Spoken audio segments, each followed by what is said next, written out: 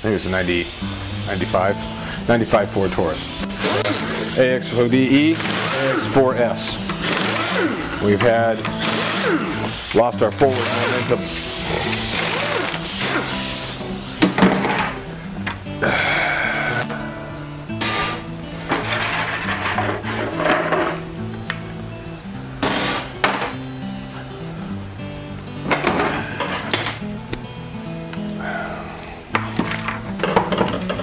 This is the 1-2 servo. This is on in first and second gear. This is what holds the band on. I'll show you the band in a moment.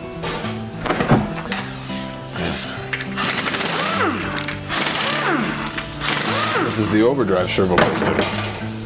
This is what is on in, probably so, overdrive.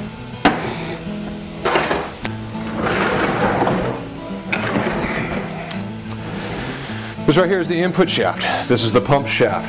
This is what drives the pump. This is what drives the impeller. This is what drives the chain in the back, and I'll show you that in a minute. And this is called the stator. The reason it's called the stator is because it's stationary and doesn't move anywhere. This is where the torque converter goes in. Okay? And what this does is it holds the impeller part, or the stator part of the torque converter stationary in there, while the torque converter spins around it. Okay? That's what spins the impeller. This is what creates torque.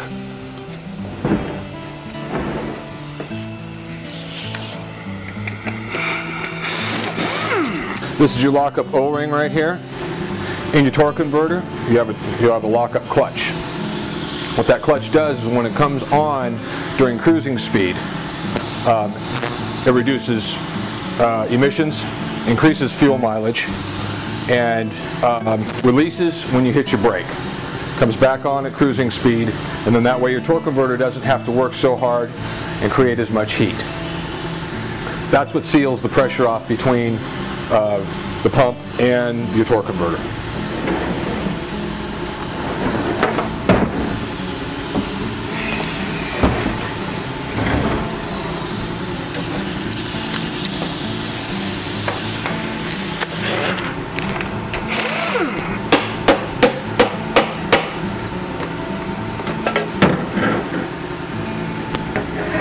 Here's your bottom pan, which is normally what is taken off during a service. And here's your filter. And as you can see, all the black debris in there, we've definitely got clutch material coming apart. Something got hard and started coming apart. Which also means a lot of that is stuck up here in the filter.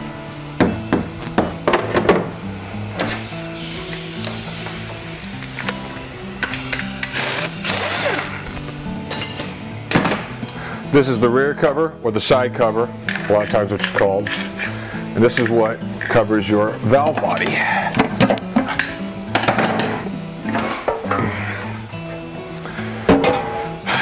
This is where all your electronics are. Normally you have a EPC, which is electronic pressure control solenoid. You have your lockup solenoid, which I explained to you earlier, which controls the lockup clutch in the torque converter. That's the solenoid that controls that. You have just solenoid A, B, and C, which controls your shifts.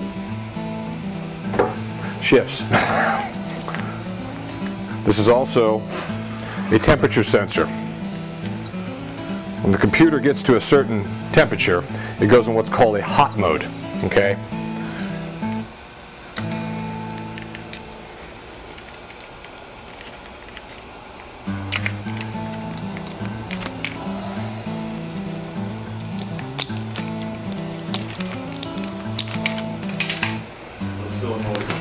Control which gear it goes into? Yes.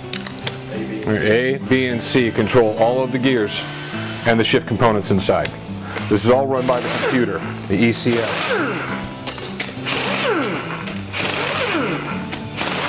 That's why it could be a transmission problem, not necessarily an engine problem. Not necessarily an engine problem, exactly. This is your pump. This is what controls all the pressure throughout the transmission. Control the pressure to control your components, your bands, your clutches. It also controls the fluid that runs for the your cooling system, all right, and your lubrication system, all right. If this thing fails, the whole car fails. Kind of like the heart of the transmission. It's the heart of the transmission, exactly.